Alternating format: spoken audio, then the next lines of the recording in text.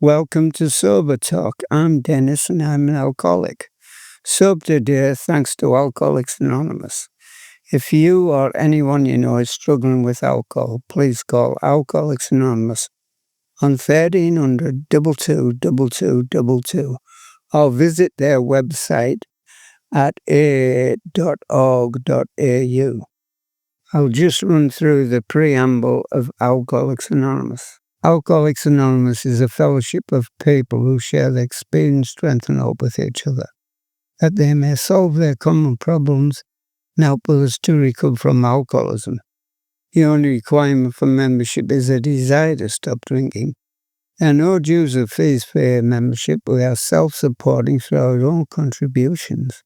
It is not allied with any sect, denomination, politics, organization or institution. It does not wish to engage in any controversy, neither endorses or opposes any causes.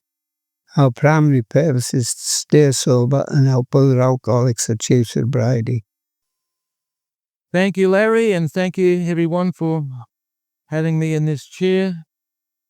Yeah, how did it all begin? Well, I was 19 years of age, and I lived in a little house just around the corner from the pub. And for whatever reason, I'm not actually sure why I decided to get up and go to the pub and have a drink. I don't know why. I really don't know why, but I did. I didn't drink very much on that first night. I had a couple of pints of beer, but, the effect that it had on my mind was unbelievable. All the anger that I had stored up over the years and the fearfulness and the anxiety and so forth, it's just disappeared. And I felt wonderful. This is magic stuff. And I wandered back home. It was just around the corner from the pub, and went to bed and had a fantastic night's sleep. I never slept so well in my whole life. But you know what? I said to myself, I need more of this. And it happened slowly over a period of time. I didn't become a horrible drunk overnight, but I started drinking every night. And it started off with a few beers, get moderately drunk, and somehow along the line it got to a bottle of wine, and then I found these 4-litre casks of wine for $4. And I had an empty flagon. And I would make that cask of wine last 2 nights. So, during that period of time, I was drinking 2 litres of wine every night at the cost of $2. I thought I was a bloody genius. I really thought I was clever. And, for a long time, it still worked. It made me feel peaceful and calm and serene, and I didn't have to worry about anger or resentment or anything like that. I was just in this dreamy fantasy land where everything seemed to be okay. And so, I chased that every night for 25 years. For 25 years. In the early stages, I was drinking, 2 litres of wine a night. I had a little ritual going. I don't know how I developed this ritual, but I would not open my flagon of wine until 11 o'clock at night. I would do the dish. I lived by myself.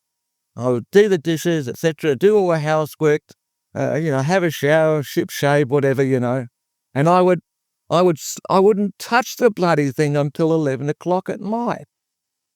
But before 12:30 came, I had drunk 2 litres of wine, and I was absolutely blotto. And I did that for a long time. For a while. That wasn't the way that I eventually finished up drinking. But that's what I did for a while. And of course, there were all sorts of problems with drinking so much wine in such a short period of time, late at night.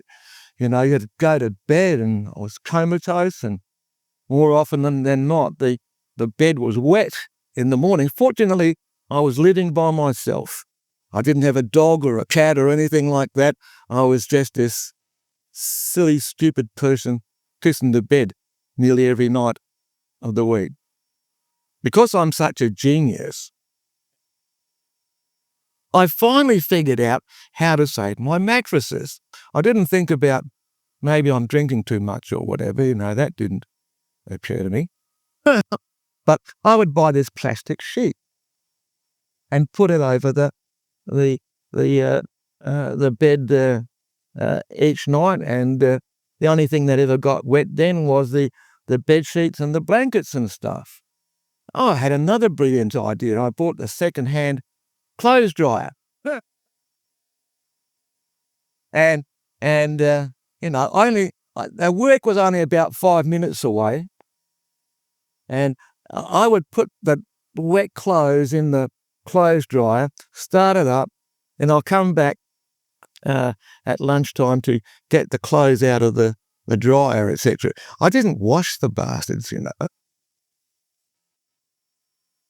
I just put them in wet. And and that's how I fumbled along for a while. For a few years I did that.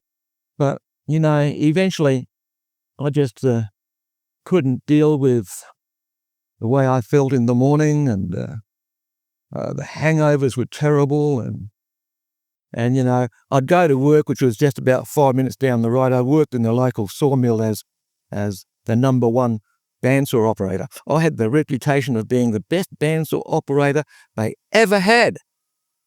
But, I rocked up to work every morning, probably still pissed as a fart from the night before. And I would tough it out till 12 o'clock and had lunch. And after lunch, everything seemed all right again. I felt good. The hangover was gone. It was wonderful. So, I'm ready again for tonight. But, eventually, I decided that was far too much alcohol. And so the last 10 years of my drinking, somehow or another, I continued drinking every night. I still had that same ritual, but, I cut my consumption down by at least half. I would still go to bed with a bottle of wine each night, but I wouldn't wake up drunk, and I would not wake up hungover and feeling seedy and all the rest of that. I woke up feeling okay. For the last 10 years of my drinking life, that's the way I drank. And I thought I was in control. It didn't occur to me that normal people don't need a bottle of wine each night to go to bed with. Normal people don't do it. Maybe a normal person will have a bottle of wine now and again, but that's just now and again. They don't do that every night. They certainly don't need to do that every night. It's just something that happens occasionally if they think they want a good time or whatever, But, that's the way I drank the last 10 years of my life until I fell over the cliff. I eventually fell over the cliff. I got married at 34. I don't know how I was able to attract anybody, but I did, and we got married and all the rest of that. I'd become a Christian by this time. I'm one of these born-again evangelical types, and I became a Christian at 25. I didn't stop drinking until I was 45. And I was drinking every night as a Christian for 25 years, trying to pretend to be a normal person. But of course, I wasn't normal. And because a normal person doesn't need bloody alcohol to feel peaceful and calm and serene. A normal person can find some more productive way to deal with fears and anxieties and worries, etc. Normal people learn how to cope with all of that stuff in a far better way than just relying on bloody alcohol. But somehow or another, I never learned how to cope with those sorts of issues. I was just totally dependent upon alcohol. Even as a Christian, I was still totally dependent upon alcohol just to feel okay. And, occasionally my wife was a little bit concerned about the fact that I was drinking a whole bottle of wine by myself late at night, each night, every night. She was a little bit concerned, and she kind of suggested to me that maybe I'm an alcoholic. Of course I'm not an alcoholic, dear. I'll prove it to you. I'll go for a week without a drink. And so what do? I go to the pub and I buy those little hip flasks of brandy. And I would hide the hip flask of brandy in my underpants, in between the cheeks of my ass, and walk it into the house and hide it in the toilet system. Then I would wait till the wife and the kids were asleep, and at 2:00 in the morning I would wake up to go to the toilet, and in a single second almost I would neck this whole thing and return the bottle into the system, and then I would get rid of the bottle the next day in exactly the same way, in reverse order. Normal people don't do that with a can of Coke, do they? Does anybody do that with a can of Coke? No. And I didn't think there was anything strange about that. I thought that was perfectly normal. After all, she accused me of being an alcoholic. I got to prove to her I'm not. But I couldn't live without this bloody dose of alcohol. So I wasn't much of a binge drinker. I always drank my shit in front of the television set late at night. There was no problems with the police. I never had car accidents or DUIs or hospitalizations. The police never knocked on my door and managed to pay all the bills. So I thought I was okay. I didn't think there was anything strange about my behavior. Why would anyone consider that strange? I didn't. Anyway, I eventually fell off the cliff. We were having our third baby and full term, and sadly the baby was stillborn, and everything changed. Everything changed instantly. That from that moment on for the next 6 months, I would be drinking first thing in the morning and on the way to work. If I could, I'd find a way to drink at work. I would drink on the way home, and I would get pissed as a fart every night for the next 6 months. So I had a 6-month bender there where I wasn't really physically sober for at least 6 months. I still managed to, pay the bills and go to church and do and work and all the rest of that. I managed somehow, but 6 months of drinking like that was a total disaster. And I came into Alcoholics Anonymous about 25 years ago. First person that shook my hand was this bloke called Broken Hill Jack, and he invited me to sit next to him, and I was shivering and shaking and smelling like shit, and but he was kind enough to let me sit next to him, and I stayed with AA, but I didn't really grasp step one. I never went to jail. I never had problems with the police. I never had a DUI. I never lost my family or my children or anything like that. The very worst thing that ever happened was that I would piss the bed if I drank too much booze the night before. That's literally the worst thing that ever happened. And I thought I was better. I listened to all these people that went to jail and mental institutions and hospitalizations and I thought to myself, what a bunch of wankers these people are.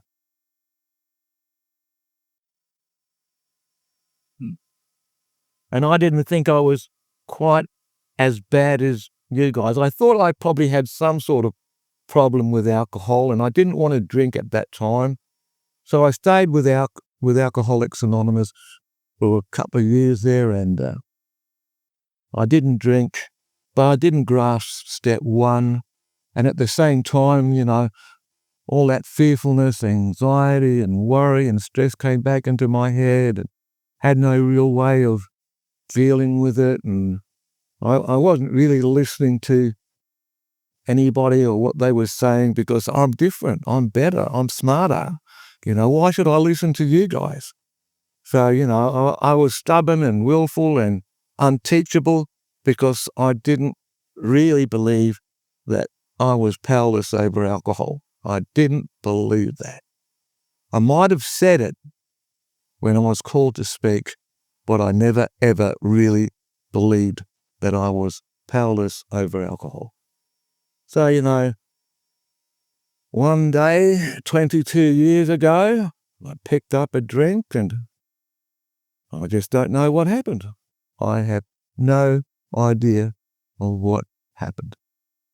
All I know is that I drank all morning and all afternoon and all night, and somehow or another I found myself in the Royal Adelaide Hospital with a breathing tube down my neck because I was in danger of asphyxiating. That part of the brain that controls breathing was depressed and I could hardly breathe and I nearly died. One day's drinker.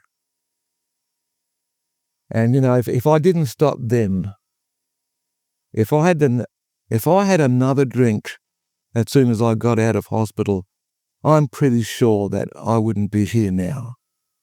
I'd have been dead 22 years ago. Because if that's what happened on my last drink, sure as hell that'll happen on my next drink and the drink after that. And my body could not survive that for too long. I'm 70 years of age now. If I had a drink tonight and I started drinking like that again, and worse, if I started to drink like that again and worse, I would be dead very, very quickly. I would not survive. There won't be no coming back. I'm too old to try again. It's too difficult. It's too painful to go through the steps and all of that stuff again. It would be easier for me just to continue drinking till I drop dead. And I don't want to drop dead like that. I just don't want to. But of course, I still have this problem with fearfulness and anxiety and worry and guilt and shame and anger and resentment. And you know what? I had to start listening to what was going on in AA. I had to listen to the people share their stories and I had to seriously consider not just step one, but all the other steps as well. And I have found that the best way to deal with all of that fearfulness and anxiety and worry and guilt and shame and all of those other things I just tried to make disappear with alcohol, the best way is the 12 steps of AA. You just include all of those steps as principles by which you live your life every day. I haven't done it perfectly. Nobody here has done it perfectly. No one here ever will do it perfectly. But to me, they're all principles that I need to employ on a daily basis. I have to make amends for the crazy way that I lived my life, and you know, for the last 20 years, as a living amends, I do a volunteer job. I drive old ladies around from this place to that place. I get a community bus, and they smack me on the ass if they think I've been naughty, and give me chocolates when they think I've been good. And it makes me feel useful, and it forces me to think about other people rather than just focusing on my morbid sense of self-centeredness. For 20 years I've been doing this, and it's been fantastic because it forces me to do something for another person without expecting anything in return. So I've learned a bit of selflessness and community service, and I'm actually useful to people, and they actually like me. But,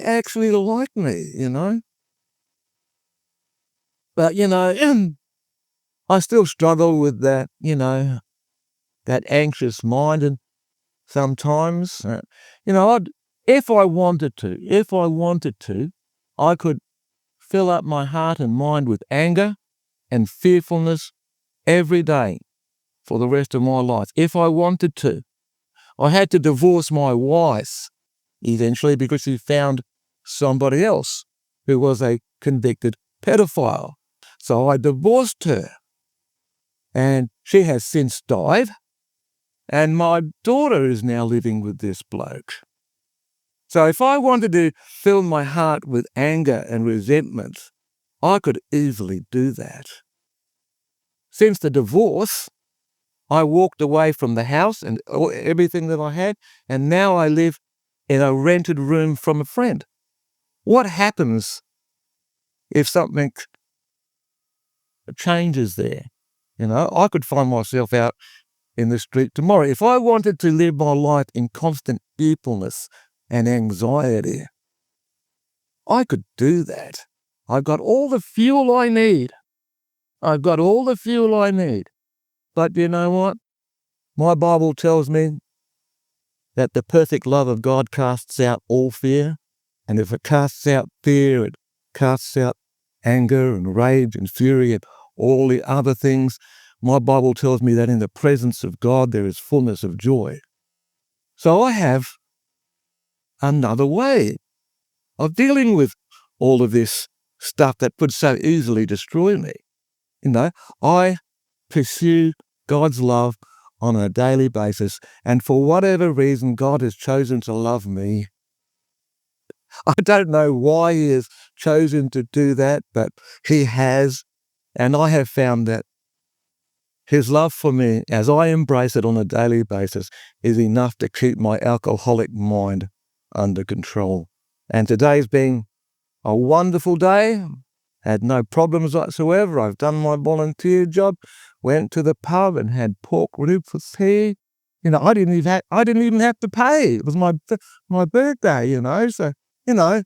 So today's been a number one A-grade day, and I'm happy to be here sober. Thank you. AA has more than 2 million recovering alcoholics throughout the world. In Australia, there are about 18,000 members. They meet in over 2,000 local meetings spread around the country. Meetings range in size from a handful in some areas to hundreds or more in larger communities. And once again, if anyone you know is struggling with alcohol issues, please call Alcoholics Anonymous in 1300 222222 or visit their website on aa.org.au.